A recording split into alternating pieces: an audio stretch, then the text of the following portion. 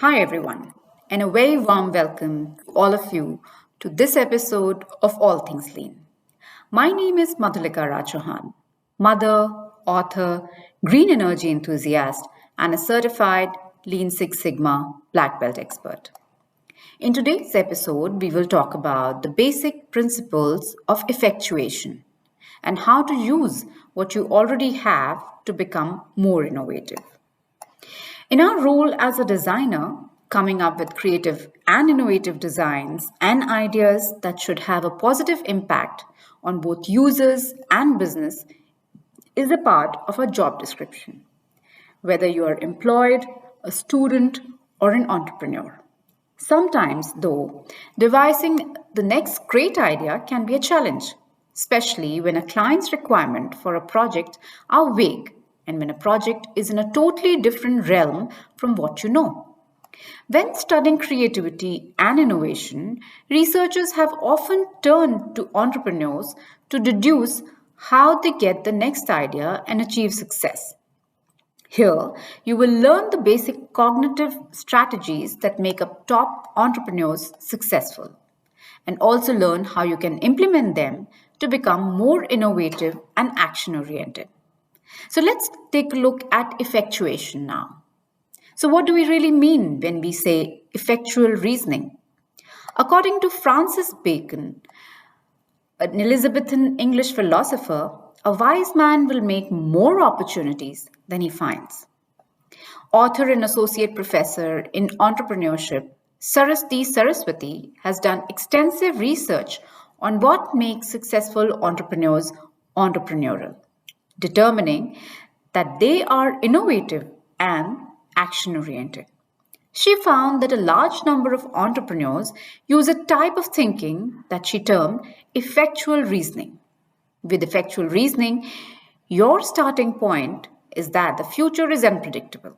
So rather than defining a specific plan to reach a specific goal, you focus on what means are available to you right now. Here we'll talk about some basic strategies of effectual reasoning that we can easily apply to different types of creative projects.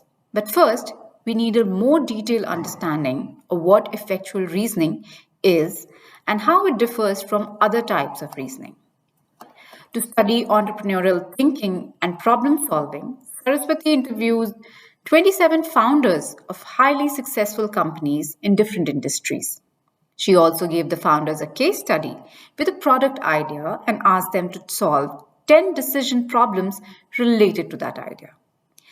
With her findings showed was that at the beginning of a project, where there are many uncertainties about the outcome and how to achieve it, the founders did not spend time defining a direct path to the end goal. Instead, they started acting with whatever means were available to them and accepted that the end goal would change according to the outcome of their actions. This more or less chimes with human nature.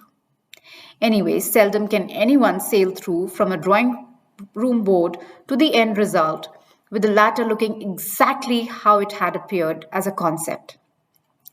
In the same way as the universe throws many reality curveballs in other areas of our existence, which many people tend to dismiss just by saying that's life, this mode of thinking is ideal for navigating through uncertainty. The future thus becomes like a curving corridor of possibilities and changing circumstances, but one that we help create. Saraswati calls the belief that the future is not predicted but created through our actions, and she calls it the pilot and the plane principle.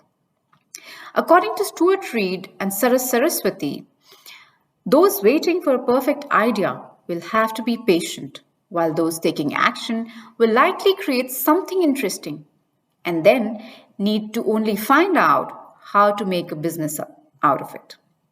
She mentions that effectual reasoning is the opposite of causal reasoning, which is taught at most business schools.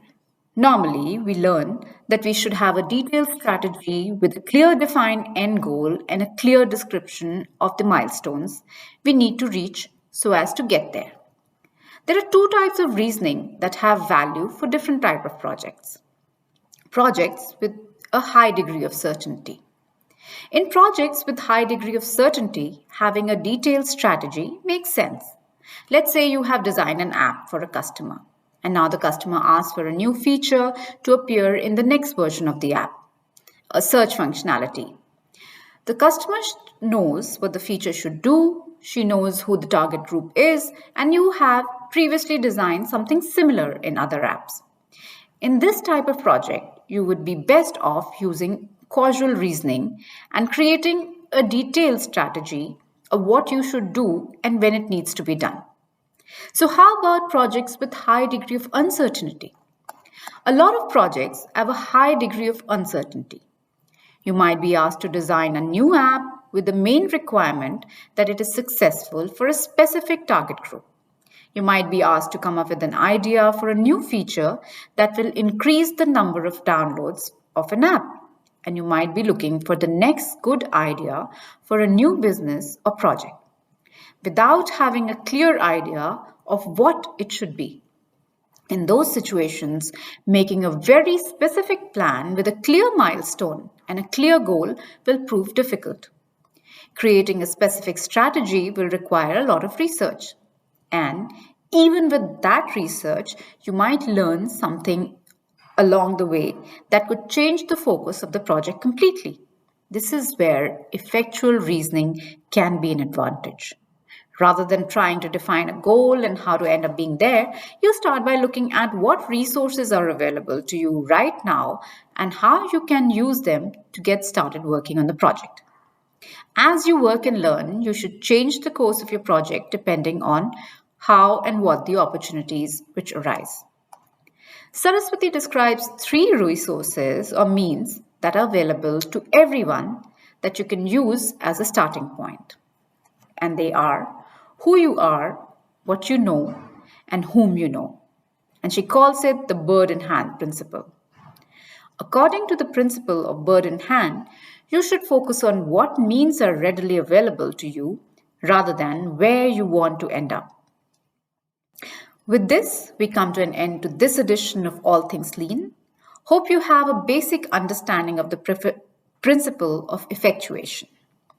In the next episode, we will talk more about the bird in hand principle and how we can use it more effectively to be more innovative in our next episode. Don't forget to like and subscribe and comment in the comment box on what you'd like to hear more. Until next time, this is your host, Madhulika Rajwahan, signing off. Have a wonderful day ahead.